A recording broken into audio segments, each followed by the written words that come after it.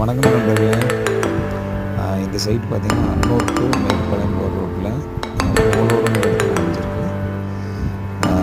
இந்த சைட்டில் வந்து பார்த்திங்கன்னா ஃபார்ம் ஹவுஸ் மாதிரி டெவலப்மெண்ட் பண்ணியிருக்காங்க.